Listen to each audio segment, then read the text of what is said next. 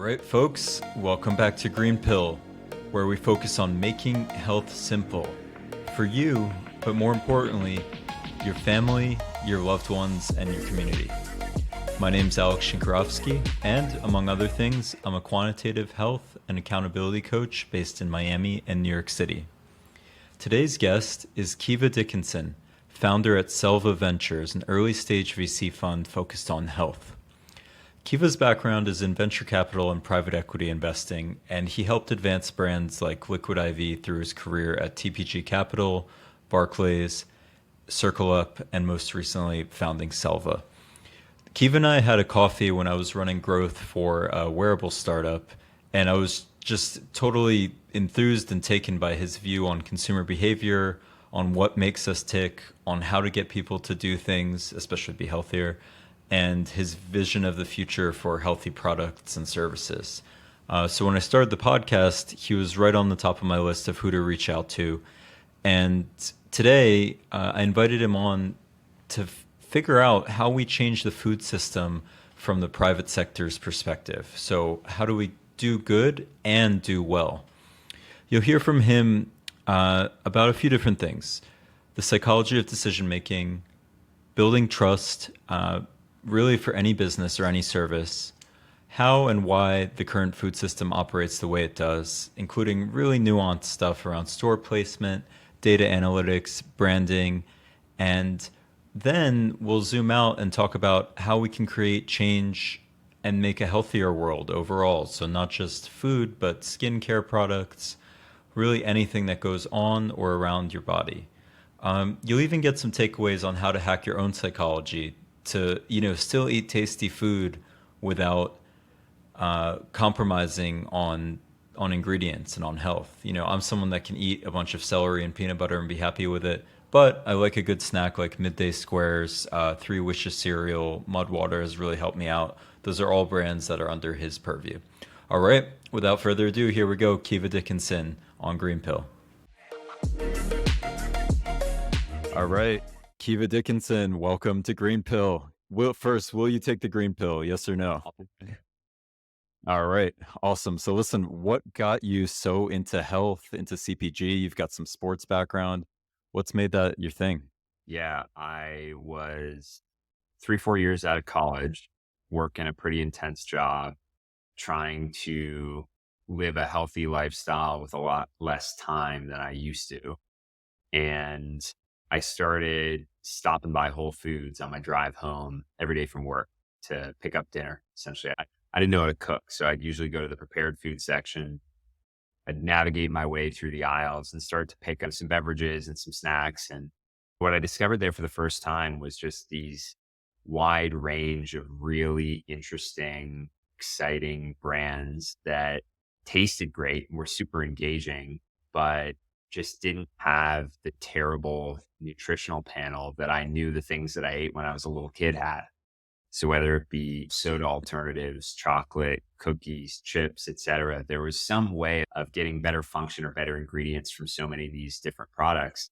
And frankly, it was this whole world that I just was so unfamiliar with, didn't realize existed. I was working at an investment firm at the time that basically bought big retailers. The firm was called TPG, Okay, and Jake, TPG. Neiman Marcus, Petco, to give a few examples. But we weren't investing in these better for you consumer products. And I became pretty curious of why essentially this movement seemed to grow faster and faster, bigger and bigger every week that went by of me going to Whole Foods.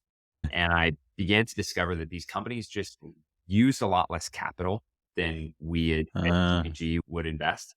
We would invest between $100 to $500 million into a company, and these brands would raise less than $50 million on their way to success.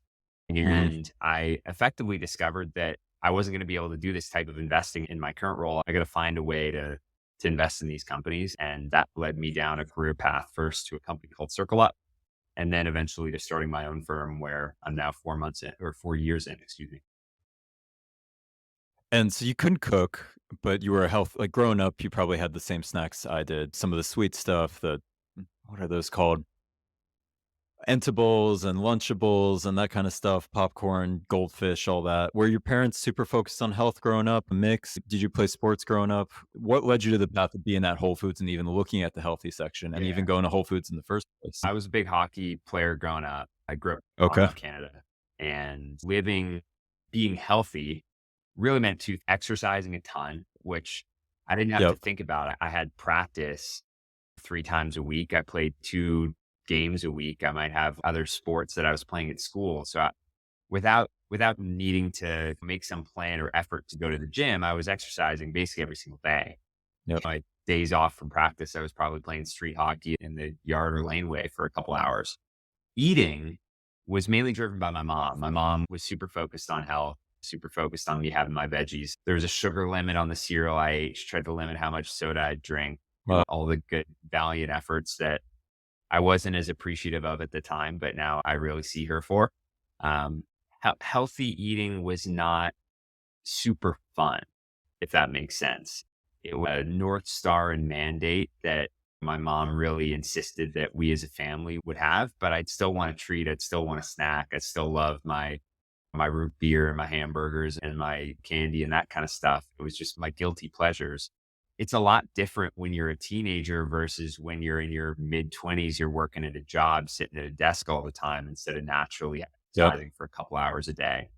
And so it was a wake-up Yep. call for me to say, hey, healthy living isn't just going to take care of itself. It's not going to be my mom Hmm. forcing rules on what I eat. It's not going to be Yep. playing hockey 5, 6 times a week. It's going to be going to the gym and it's going to be putting good things in my body.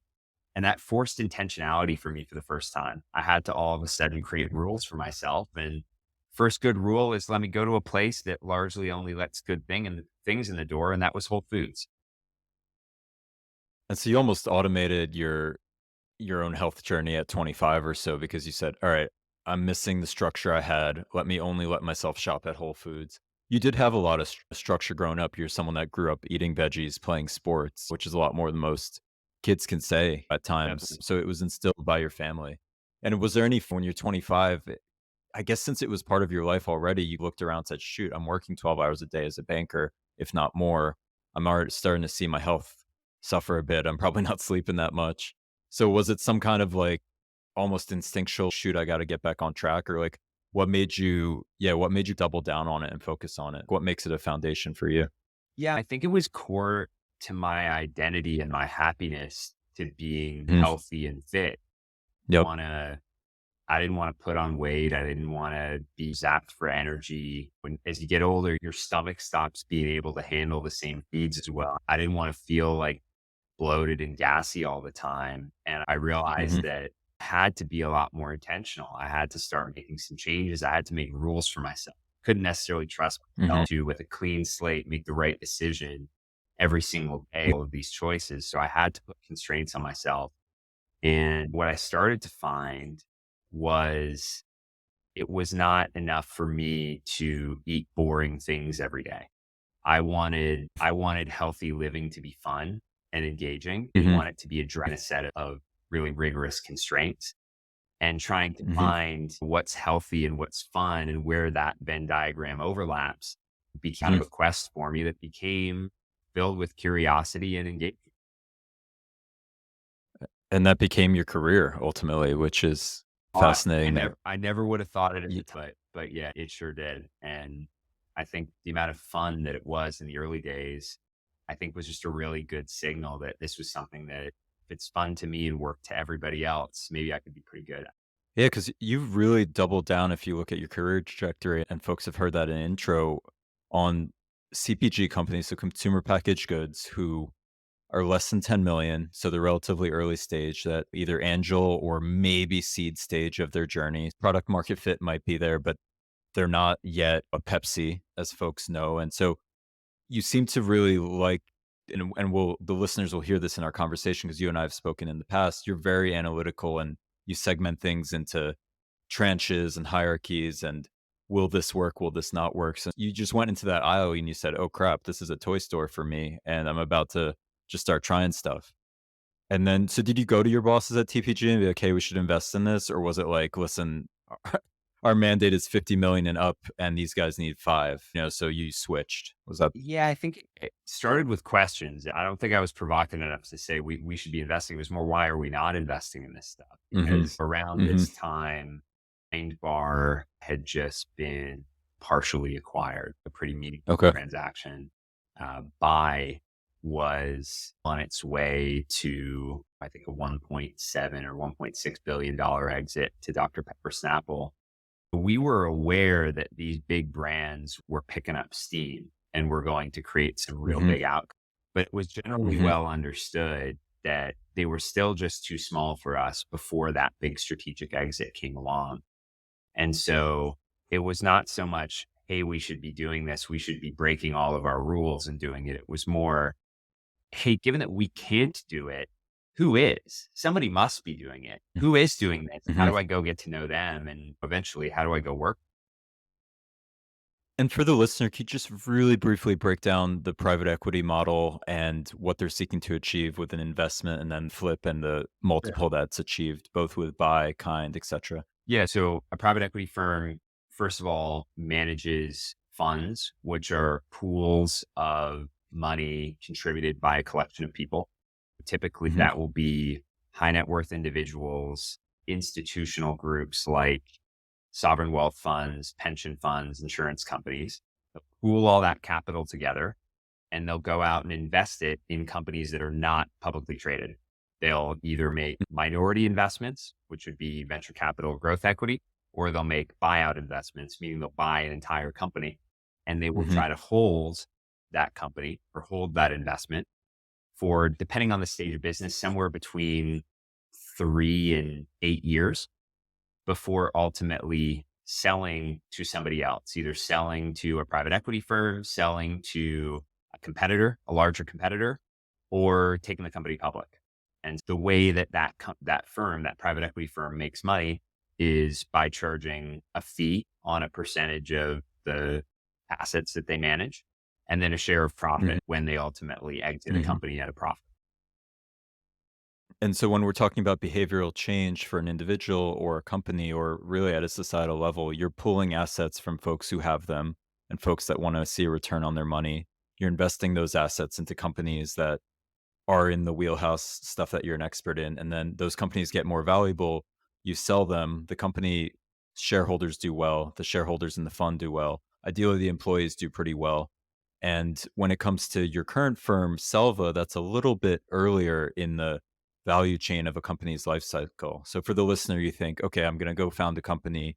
Great. I got my money from my friends, my family. I raised 500K. A year later, okay, let's say we've made 100K in sales. Let's get some angel investment. So I call some people I know, I get another 500K in funding. Then next step, let's say we're selling a million a year. Then I call Kiva and I say, hey, we're actually selling a million a year. We're in Whole Foods. We've got this many units. We're looking to expand. And that's when you come in, right? And so I think what, is so interesting having you on is that you're an expert at getting people to care about their health through food. And I know you're interested in other stuff like sleep and maybe even food as medicine or bowls. We've talked about all that given my past role at Crescent Health, where I Yep. was head of growth for sleep coaching. And so you being an expert, I think, in behavioral change from an individual's psychology and using that company as a container to drive change in society is super interesting. What are you seeing out there now? What are the trends you're seeing in the market when it comes to food? What are people buying? What are they no longer buying? What is my grandma buying? What is she no longer buying? What are you seeing out there? What's changing? I think at the highest level, people are trying to consume more whole foods, meaning ingredients that they recognize and understand, products that have fewer ingredients, produce and fresh foods that sit around the perimeter of the store. That's a mega trend that is not new to 2023. They Mhm, are trying to consume less sugar, mhm, processed foods, and there is probably an evolving way that consumers are trying to achieve this, but they're also trying to, at some degree, consume less animal byproducts. So whether that's hmm, less meat or less dairy, less products that come from either extraction or killing of animals. And Hmm. those are these general North Stars that consumers are at scale moving towards. But underneath that, there are a whole bunch of micro changes that consumers are following that we're trying to predict the sustainability of and invest behind. So that might be lower inflammation ingredients. People for a long Hmm. time have thought about how gluten affects folks' health.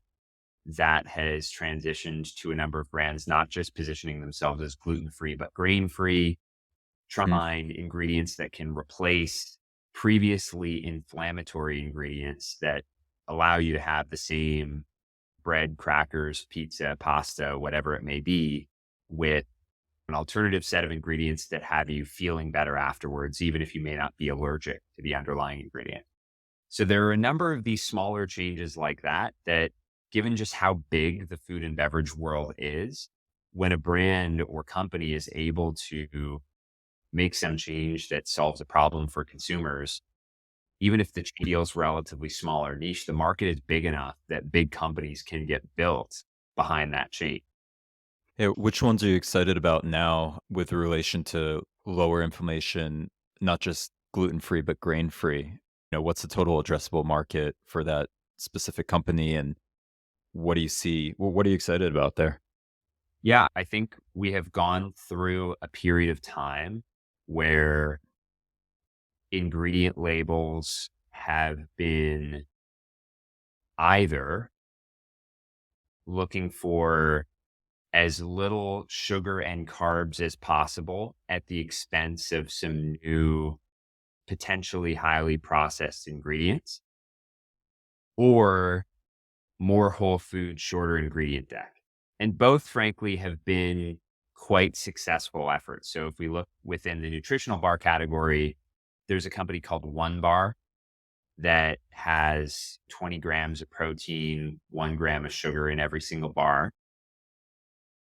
Then there's a company called RX Bar that has Mm. the ingredient label displayed very clearly on the front, specifically known for having no BS at the bottom: eggs, dates, nuts, no BS.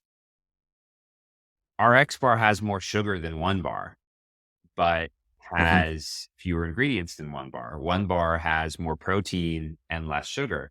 So each of those approaches have solved real consumer problems, and both of those companies have been credible outcomes for the investor.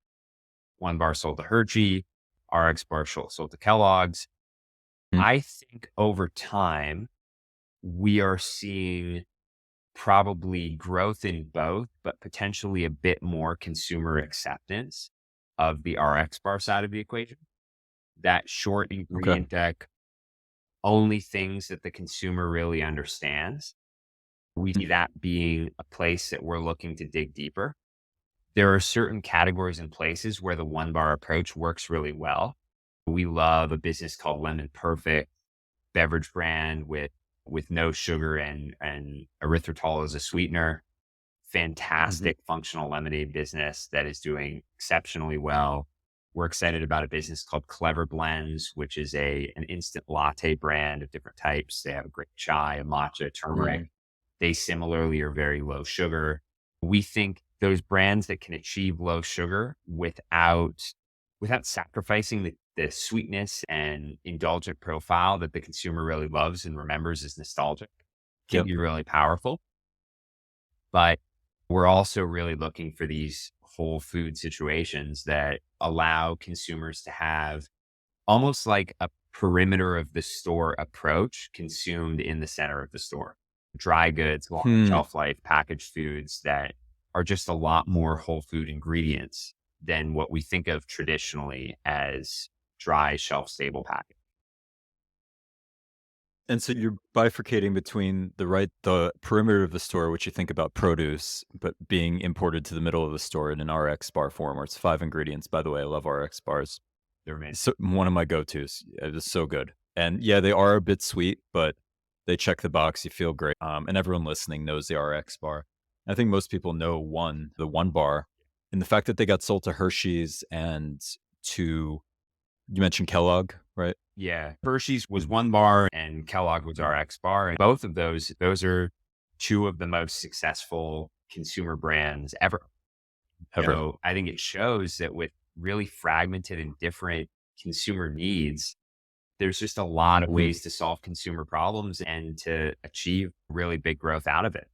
We're invested actually in a functional chocolate bar called Midday Squares. That's a perfect example of a perimeter light approach to a traditional center of the store product. That's a Mhm. protein bar meets a chocolate bar that is sold in the fridge, actually, in the refrigerated set, Yes. because they've taken out all the preservatives and they've really leaned Hmm. into fresh. And what that means Had no idea. is Huh. the consumer gets a really short ingredient deck, whole Yeah. foods, and they get it in the format that they know and love and brings them back to eating Reese's peanut butter cups as a kid.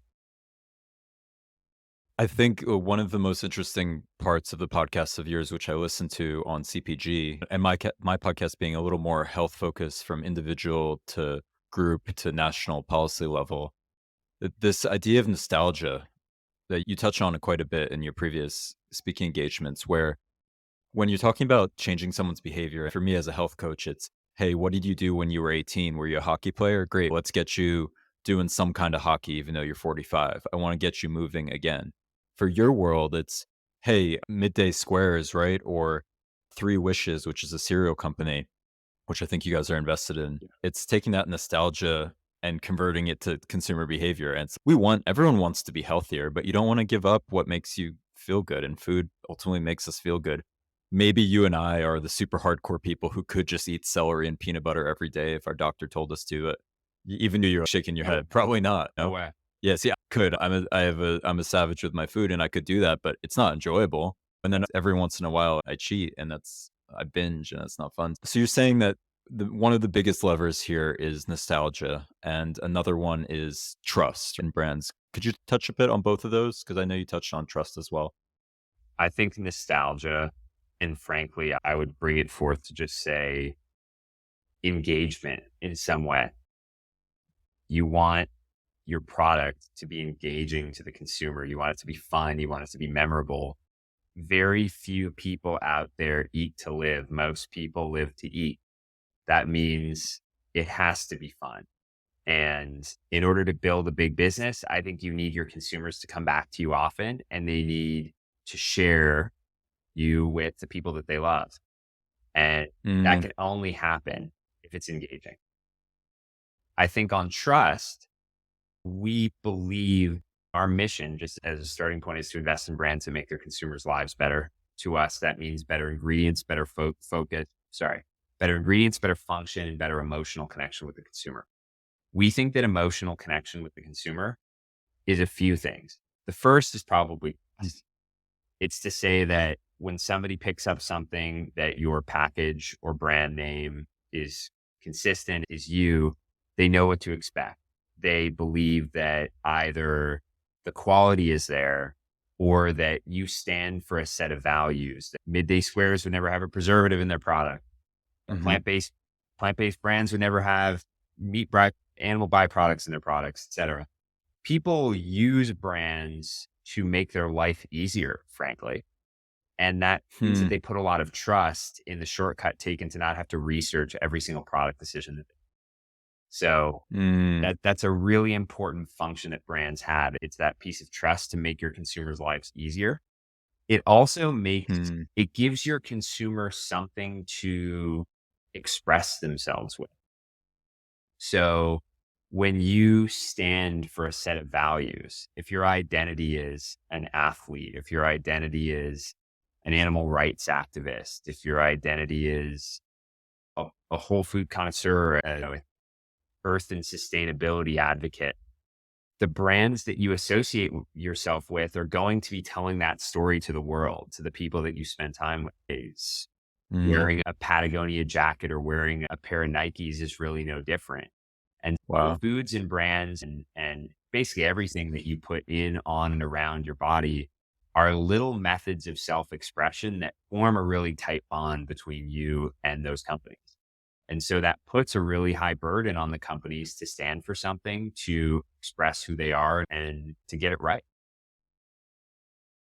Wow. The shortcuts to displaying a message and the shortcut to solving a problem really brings home what we always think of as brands as this, oh, it's just a marketing thing, it's just a brand, to somebody's actual life where they're only buying that because they want to tell their friends.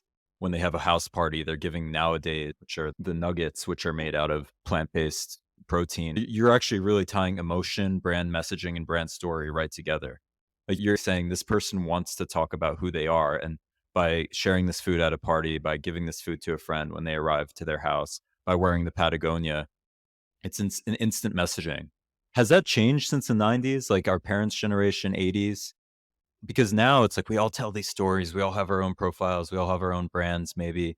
Has that changed or is it just a different iteration of it I don't that feels I cool don't because think 'cause we're it's younger? changed. Yeah. I think if you go back to the beginning of soda and beer and cigarette ads, it's never Uh-huh. really been about product differentiation. It's been about who you are. And Ah. what I think has changed has only been that there are so many more options for consumers now. Consumer taste has Mhm, always been really wide. It's silly to think that there would only just be like Coke or Pepsi people. That there were always extremely unique and fragmented consumer tastes. And what has happened in the past, call it 10 years, is there's been an explosion of micro brands that have been able to mhm, meet those unique and more niche consumer needs. Some of them have built up the momentum to be able to grow quite large. RX Bar came to mhm. exist because there was nothing else in the market. The idea of having a 5 or 6 ingredient nutrition bar was not obvious when Peter started that company. And it picked up steam, and that niche audience of CrossFitters that he got it started with ultimately rolled into a large momentum snowball that gathered more and more momentum down the hill. And all of a sudden, it's not a CrossFit product. It's something that I'll eat to get through a busy afternoon when I'm on the go, even if I'm not working out that week. And so I think what we've seen is there's always been this wide range of consumer needs that come from all of us being so unique. What has Mhm. been more recent is the ability for small brands to go out and solve those problems. I see. So even in Coke, Pepsi, 1950s, there was probably 20 different sets of people who would prefer 20 different sodas, but it just weren't really available. So Exactly. you had to pick one. Exactly. And Coke and Pepsi aren't really bifurcated in almost any way. There's a taste difference, sure, but they're both black soda with and Yeah. that's When I was a uh-huh. kid drinking root beer all the time, and my mom would pull her hair out wishing that I didn't do that. If I had the option of drinking Olipop at the time, my mom would have loved Mhm. that, but it didn't Uh-huh. exist. And so, Uh-huh. it was Mug or A&W or Barks. It was not Uh-huh. Olipop or Zevia or one of these healthier options that would have been a lot better for my whole body and my teeth. And when it comes to RX Bar's story or Olipop's story, I'm not sure where Olipop started, but RX Bar being CrossFit focused. You and I spoke last spring about crossing the chasm. This idea, and I'll put this in the video if folks are watching it, there's an early adopter group, then there's a more mainstream group, then you cross the chasm into normal folks, and then there's late adopters. And maybe you can elucidate that differently than I have. I mean, how did RX Bar do it? How are some of your portfolio companies, if you want to do a shameless plug, because you know them so well, how are they doing that, and why is that important? Often in consumer products, this happens via retailers. So Uh, most people buy their food and beverage products in retail, maybe mhm, some on Amazon, but may discover new brands in their grocery stores or their local boutiques. And retailers need to buy into what you're doing to give you a chance. So when a new healthy product comes to market, often there's local boutiques, maybe there's boutique fitness and gyms that are willing to give them a chance. And maybe it's the natural retailers, but it's not Kroger and Albertsons and Walmart and Target that are bringing them onto shelf. It's only once you're selling in a retailer that Kroger, Albertsons, and Walmart look at as similar enough to them that Mm. they start to consider that you might be a fit for them. And the Hmm. reason ultimately is that it's a different consumer that shops each of those stores. The person who shops at Erewhon in Los Angeles is really different from the person who shops at Walmart.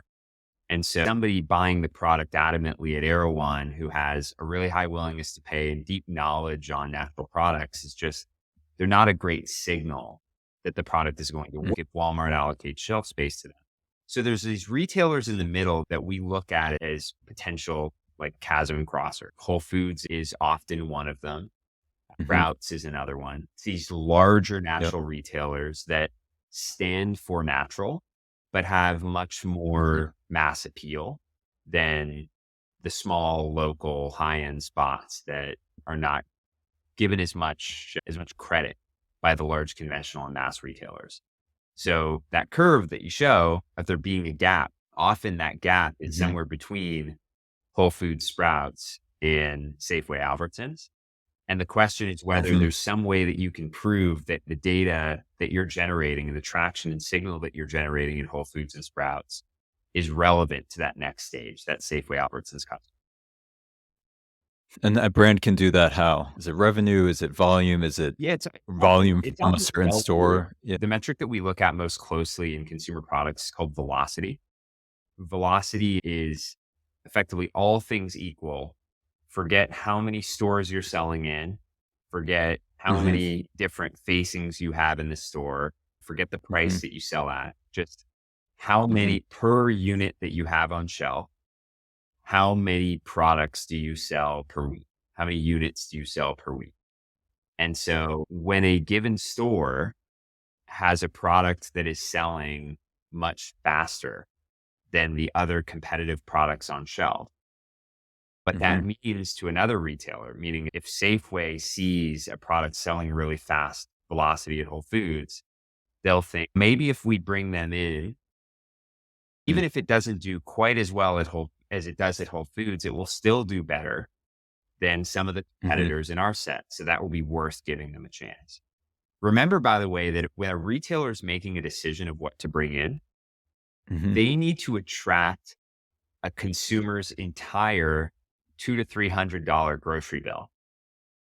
And the way that they Uh, do that mm, is one, where they're geographically located, like where you decide to do your grocery shopping is partially a matter of convenience. And then it's mhm, partially a matter of assortment, meaning you're mm, not going to decide where to do your grocery shopping by having 100% hit rate on everything that you need. Otherwise, you might have to go to 5 different stores. You're going to pick one store and you're going to make sure that you get the important things right. And the rest, who cares as long as it's good enough? So there are some mhm, people who shop at, for example, Safeway instead of Kroger because they can get mhm. Olipop at Safeway and they can't get it at Kroger. And they might Wow. spend $10 on Olipop on their grocery bill, but they bring with it $300 of other things, garbage bags, Mhm, produce, milk, etc., everything through the store for the next 2 weeks. So a grocery store needs to get that assortment right. They need to attract that consumer into the store to make sure that they don't lose the entire $300 order to another grocer. and just bringing this home for the listeners, because this is how grocery stores and buyers and analysts think about your data and your decisions, so you can think about them in the same way. Think about your own purchase decisions. Do you go to X store for Olipop? I love Olipop. I love RX. I go to Costco because they have RX, and there's certain places I'll go for coconut water, etc. And I guess maybe just more of a selfish question for me. How are they doing the data analysis here? 'Cause are they watching carts? Are they doing credit card receipts? Are they having somebody standing outside the door looking what people buy with channel check, as it used to Yeah. be called? I have some background there. And So how are they doing provide that text in research? that. So Nielsen, the same company that you may have heard of from Mm, television show rating, TV. actually has a point of sale data network across the world where they will track scan data from all of the checkout machines at a number of retailers across the country. And from that, they will actually collect and aggregate a whole bunch of by UPC, so by individual products rolling up to the ultimate brands that they sit under, what the volume of each of those brands are at all of the stores that they cover across the country. And then Wow. anyone from other retailers to large CPG companies like Pepsi, Coke, and General Mills to private equity firms and hedge funds will go out and buy Mhm. that data from Nielsen. So Mm. what you get is this large dump of data that you then have to have an analyst go and cut up to see, in this region of Whole Foods, how fast is Midday Squares selling? How fast is Olipop selling? And people make a lot of decisions like that based off that information. A retailer may look at that information and decide to bring a new brand onto their shelf. A large CPG company may look at that information and decide to buy that brand. We as an investor may look at that information and decide to invest in that brand. S So it's first, I don't think people realize that. So I don't know if they realize that everything they shop is being tracked, and it should be anonymized. I think it's generally, It's very anonymized. There's no big brother element to it. I've looked at this data. yeah, I assure you there's nothing to good. worry about. Good, and in that sense, it makes a pretty competitive market. One thing I want to ask you, like, just this, we keep going into the weeds of the small companies and the big companies in the food space. If people like you, if everyone is an investor like you, all the money would be flowing to these smaller or mid-sized companies that have less ingredients and cleaner profiles. So going from the perimeter of the store of produce, but making it packaged and repeat and preserved in the fridge. Which, by the way, I just ordered Midday Squares. I just ordered myself some Mudwtr. So Love it. to try those. Yeah. Thank you for this. I was like, I gotta do that. I gotta support the man's balance sheet.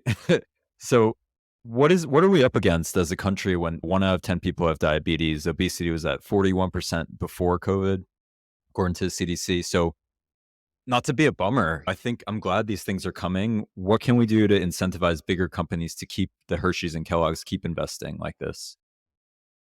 The problem with our food system is that unhealthy product is cheaper, more convenient, and easier to understand.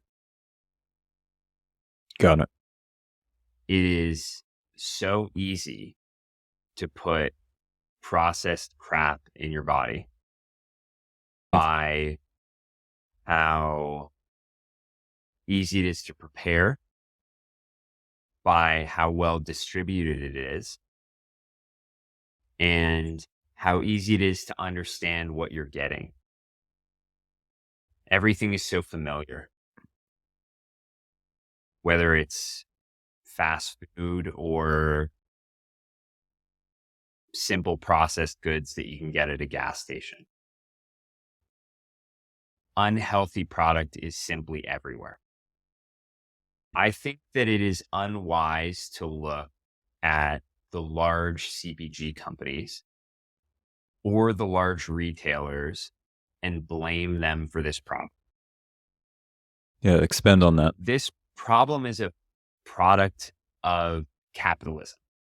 Capitalism is simply a set of incentives where people vote with their dollars. We, consumers, are the problem. We're voting for the wrong things. We're simply looking to spend less and look for more convenience and not taking the time to better understand what we're putting in our bodies. If everybody all of a sudden said, we don't want to eat meat anymore, or we don't want to eat Mhm. refined sugar anymore, it would no longer be profitable for food companies to sell those products. It would no longer make sense Mhm. for retailers to sell those products, and they simply wouldn't. Mm. So the problem that we're trying to solve is making these healthier products more fun, more convenient, more affordable, more easy to understand. We want it to be the Mhm. people look forward to. Going back to your example of trying to convince everybody to eat peanut butter on celery is just an unrealistic fool's errand. People will not adopt that at scale, no matter how much we pound the table of its importance to our healthcare system or these people's lives. People are going to do what they want, and they're going to solve for ease, convenience. They want to enjoy what they eat.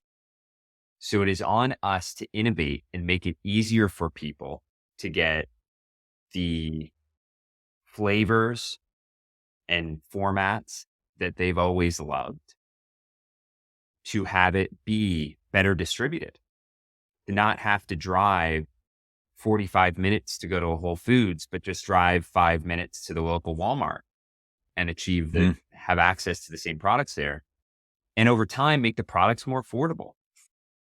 With scale and better investment in the supply chains of these businesses, you have opportunity to make these products cheaper and more accessible to more consumers over time. But all of that starts with creating magical, highly engaging new products that are just amazing, that surprise and delight people. That's what we're looking for at the earliest stage. Credible outlying products that surprise and delight their consumers, form that emotional connection, such that consumers want to shout about it from the rooftops. And then we want to give them that fuel and that help to make sure that their message that they're shouting from the rooftops does not fall on deaf ears. So they're building the rocket. When you see that the rocket has a chance of launching, a lot of people are interested in this rocket launch. You're like, all right, we've got the fuel. Here it is. So let's do it. Exactly. And you're a believer in distribution, convenience, and messaging to get this across the consumer. Are you for, against regulation of sugar in processed food and CPG? Do you think that's something we need to do? Has Europe done it? I'm not sure. Yeah, I think that's a harder question. I think, For sure. certainly regulation has been really helpful to make it more difficult to consume certain products. I'm thinking about like soda and cigarettes. Yep, exactly. A lot of these products people don't understand are just incredibly addictive. Yes. Fine sugar is incredibly addictive. And so Yes. if you can make it more difficult for children to consume these products early in their life, you really reduce the chance that those children become addicted and continue to consume those products for long periods of time. So I think there's a role for regulation 100%. But I don't think that this problem gets solved by regulation alone. You need options that are highly effective, engaging, fun, easy to access, convenient to consume, and affordable. I think that's the only way. And that comes through innovation in the private sector, not just regulation from the public sector. And I think I agree with you in some respects because, as you're noting, you need to fight fire with fire. And instead of just legislating bad food out of existence, you can't do it. I mean, look at prohibition for one thing, look at sin taxes on alcohol and cigarettes. And as you mentioned, soda, the demand is still there. Although there have been some public health successes around smoking. I think smoking went from 20% in the early 90s to, I don't know if it's 5% now. And I think you're right on the addictive qualities of refined sugar. And there's quite a bit coming out on the microbiome and how much it controls our brains. Frankly, I'll put some studies in the show notes. So you're suggesting fight fire with fire, get the distribution right, get the messaging right, get the last piece, which would be making it simple for the person to make a decision. Make it not just simple, make it exciting, make it solve a problem for them. Hey, my doctor says I need to lose weight, but I found this really cool thing. Tell everyone at work, bring it on to work on Fridays. So I agree there. And one interesting company, I don't know if you've heard of, is it EveryTable? Have you heard of that company? Okay. And what I guess for the audience, what they're doing is taking the fast food model of fast production, cheap prices, and tasty food, but they're bringing more fresh ingredients in. So they're bringing salads, freshly made meats, veggies, broccoli, and your chicken, but they're making it fresh that day. And they're using supply chains which are as effective, or that's their hope, as effective as a Burger King, McDonald's, Wendy's. And they're building in food swamps or food deserts. So you think inner cities or very rural towns that don't have a lot. So that's one example of taking what's working really well in food distribution in this country and just using a different model. And I generally philosophically lean towards, probably like you, less regulation, more private sector innovation, just because it goes faster. What else are you seeing in companies that are doing that really well, which are just crushing it? I think we have for a long time seeing the innovation within food and beverage come at a really high price to consumers, and Hmm. therefore somewhat of a perception that this is a category or movement for more affluent folks, Yes. elites who live on the coasts, who shop at Whole Yep. Foods and drive their Tesla to get there. And I think what we've seen become really effective over the last few years is a recognition from some of the most powerful innovators to get prices down and access more mass retailers and reach more people who ultimately can connect with the products just as well. Some of the ones we talked about today, Lemon Perfect is, I think, $1.50 a bottle, maybe $2 a bottle. Midday Squares Mm. got down their product from, I think it used to be $4, now it's $2.50. That meat at Midday Squares now doesn't just sell in Sprouts, they sell in every Target across the country. Wow. They're selling in Walmarts across Canada. And this is just a great example. If you want to build a big business, you follow the money. So much of the retail volume in our country occurs in small town Walmarts, not just Whole Foods and Mhm. Sprouts. And so being able to, one, create a product that is going to be enjoyable and easy to understand, not just for people who are used to having lower sugar natural products, but people who are trying to trade away from Reese's peanut butter cups and sugary Yep. drinks. Two, having a value proposition that's easy enough to understand that somebody's going to pick it up in the 1 second you get to catch their attention and get why they should have it. And three, have a price point that is going to get that retailer on board and get that consumer on board to try it. That's the magic. It's not creating something that's $20 versus your $5 Mhm. competitor. And so I think the movement towards these more mass appeal products, I think it's allowing this healthy movement to reach more consumers. And it's really good news for folks like us who are looking to invest in products and brands that can become really big. I love it. And I think you're hitting like the nail on the head with the everyman. You're getting to the normal American, normal Canadian who wants to be healthier but can't afford it. And I think all the incentives are aligned for both the investor, the brand, and the Walmart. Yep, absolutely. Because we got to do it, right? We want our country to be healthier. No one wants to see their family, their friends be unhealthy. And like people like you and me might have grown up with veggies. My parents are similar. I think there is But like we want our best friend or whoever it is to get healthier. That's why we do this, there is right? an extraordinary cost to our healthcare system, our society as a whole, when Yep. people are unhealthy. And It's we're learning that proactive health is much more effective than reactive health at avoiding a number of these chronic conditions, meaning diet and exercise, not medication, is the answer to diabetes. And yep, so we have to be 100%. getting these things right earlier on. And we have to recognize that human behavior and human psychology require it to be fun.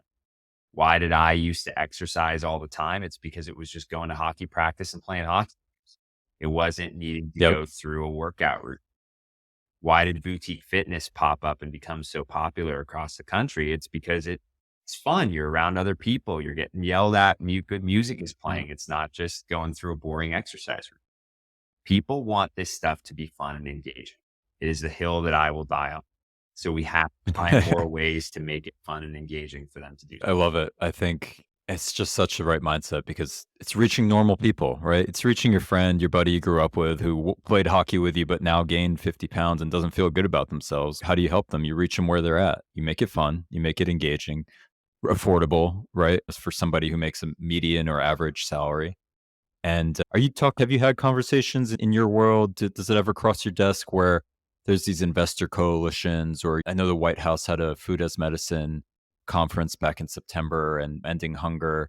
Do you see your colleagues, your peers in the VC space maybe folks not involved in the political realm, but maybe the policy realm? I mean, are you hearing the bubblings of these cohorts coming up where it crosses from investing to also doing good and doing well? I think every You hearing any year, of that? the conversations that my peers and I have start to look more like the conversations that are having in more mainstream circles. And I Hmm. hear language like food is medicine showed up in the theme decks that I was building 4 or 5 years ago at Really? the start of this firm. Now you're hearing about it from large companies, you're hearing about it from politicians. I think that's a really Ah, positive sign. Again, that mass behavioral change happens over decades, not overnight. And I think mhm. it's a good signal to show that the work that we do to make these small, innovative health movements become more of a staple in modern culture will just reach more and more people over time. I'd love to hear switching a bit from food. Like, what are coming in your theme decks today? Because you guys just raised a new round for Selva, which I know you're excited to announce and to talk about. So, what themes are gonna be invested in that round?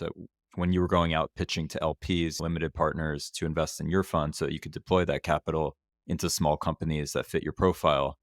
What themes are you hearing now, whether it's food or beyond food? Yeah, we're super excited about the new fund. It's a big growth for us. Our first fund was $10 million. This is 34. And so it gives us the Wow. chance to, I think, reach the same number of companies as we hope. We don't want to change our strategy, but we want to reach them in a more impactful way. And we want to support them with more resources to do so. A couple of changes in the themes that we're excited about as time has gone on. One is certainly going beyond just what you put in your body to put what you put on and around your body. Okay. As you learn in living a healthier lifestyle, your skin absorbs a ton of what you put on it. And Mhm. it's really silly to shop at Whole Foods for what you put in your body and then buy the private label stuff at CVS to put on it. And so we have tried to take more of an effort to become a player in the world of personal care and beauty. The most Okay. impactful decision that we did that was hiring my colleague Madeline Kaplan last year, who's really leading the beauty and personal care effort for us and has already led 2 investments in the last year in that space that allow us to really extend our brand and our platform into that world. Uh-huh. Beyond that, I think there are a number of places that we have yet to see product and innovation hit the scale that matches consumer need. I've talked about sleep with you in Mhm. the past. That's certainly one of them. But Yep. another I would certainly say is mental health. That the way that mental health has reached the mainstream public vernacular is just amazing. And my wife and I are watching Ted Lasso, the latest Oh, season, yeah. Love it. and Uh-huh. the way that that show, which just 2 years ago it was a fun, silly sports show with a lot of heart. And now Uh-huh. they're digging into some pretty interesting mental health topics around loneliness and anxiety. And in doing so, really destigmatizing mental health, talking about Hmm. it, needing help. I think there are some really interesting solutions to come. We've seen some great businesses get built already. We've seen Calm and Headspace, Two Chairs, Yep. BetterHelp. I think it's Better help. only the Yep. beginning for the world of consumer products and consumer technology to meet this unmet need head on and give a much more open-minded consumer a great set of options for how to not just work on your physical wellness, but also your mental wellness. So you're seeing 24 hours a day of wellness, and that's what Selva's about. Congrats on the tripling and a half of your AUM. So beauty and care, right? So talking about endocrine disruptors in our clothing. I just read actually there's some BPA. Well, we can get into that, but in the beauty products we use. But then you're talking about sleep. You're talking about mental health. Don't give away Ted Lasso. I haven't seen it yet. I don't know by the time of Spoiler. this publishing if I would have. It was good though, right? So the answer is it's good. And I guess you're probably hearing about psychedelic therapies coming down the pipe, right? What else? Yeah, what else are you seeing? How about wearable tech and making the association between a wearable and maybe even a product, like drawing a correlational analysis? Have you seen anything cool in that space? I know we talked sleep a lot too last year. Wearables are great in that they have given people the all important scoreboard to their decisions. It's a lot more fun to go to bed at 9:30 and not have a glass of wine if I get a good score the next morning for doing so. I've certainly 100%. found the scoreboard incentive to be a lot more powerful than the insight benefit in most wearables. Mhm, Maybe that's an N one for me, but certainly my friends and family would probably echo that. mhm. I think what we probably need as a next step beyond that are actionable insights on how to live a healthier life based on the unique readings that come from our data. A lot of Mhm. people know maybe they don't sleep enough, or maybe they're not going to bed at the right time, et cetera, et cetera. But I think there are other pieces of data that, whether it's an Oura Ring or a Fitbit or an Apple Watch, may give you that you need help understanding and taking action on. I've read that a lot of the future watches, Apple or other, are going to have skin readings that measure your blood glucose. It's going to be a really Mhm. interesting data set that you add to a consumer's lexicon. But you need to not just show them the data, you need to actually tell them, hey, here's a product that might actually be able to help you with that. It seems like this time of day you keep spiking. What's going on? What might be Mhm. a viable alternative? That's where I think connecting our world of CPG to the wearables world could be really interesting. If Yes, somebody's exactly. spiking every day because they have a Reese's peanut butter cup, Midday Yep, Square should be chiming in that moment. That's valuable ad real exactly. estate and an opportunity to connect with a consumer who's already taken some effort by buying the ring and wearing it every day to improve their health outcomes. Super interesting. They demonstrate intent, right, by buying the Ring or the Apple Watch.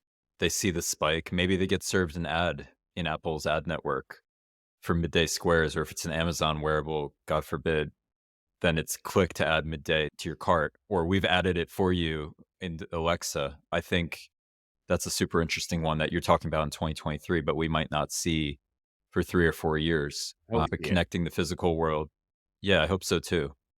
That's super interesting. I think drawing and for brands to draw those correlations and make that messaging easy, like we talked about earlier, make the ingredients clear and the outcome clear. It's one thing to have data, right? It's even one thing to have a nutrition label, but it's a second thing to see how this personally affects you. And I think drawing that connection between those two worlds is super interesting. Kiva, this has been awesome. I think you've given a ground level view and a forest view on consumer behavior. And I hope people listening are interested both from a business and policy perspective, but also their own health. And they probably realize some things about how they make decisions. Anything you want to close with, anything, you're psyched about, interested in. Otherwise, thank you so much. And it was great to have you on the podcast. It was my pleasure. Love the high level that we got into here. And I think it's for us, we're really passionate about the impacts that we think we can have in the long term of helping more people live healthier lives. Day to day in the weeds, it sometimes feels we're just trying to help our companies get one more step up the mountain. But I do Yep. think that what we're doing here is really important. And I hope that we can look back and see that some consumers at the end of this were able to, to have the same kind of health outcome that I did when I started going to Whole Foods every day. To just make that Yep. healthier living a little bit more engaging, a little bit more fun, something that they could look forward to. Thank you. Where can people find you? I know you're big on Twitter. I know you're active on Medium, LinkedIn as well. Yeah, Twitter and LinkedIn. I try to post a lot of stuff on what we're seeing out there and a bit more kind of inner look into the journey of what we're building. Can also Cool. go to our website, selvaventures.com, to follow along the companies that we're investing in and to learn a little bit more about us. Okay. Awesome. Thanks so much. All right. Thank you for listening to my podcast with Kiva Dickinson. No doubt you learned something on consumer psychology, how the food system is changing, how brands are built, and much, much more. The best way, if you don't mind, to support me is by subscribing on YouTube, Apple, or Spotify, or wherever you're listening. If it feels right, leave a 5-star review. And more importantly, please share this with a friend. I'm trying to get the message out there and make health simple for more and more people.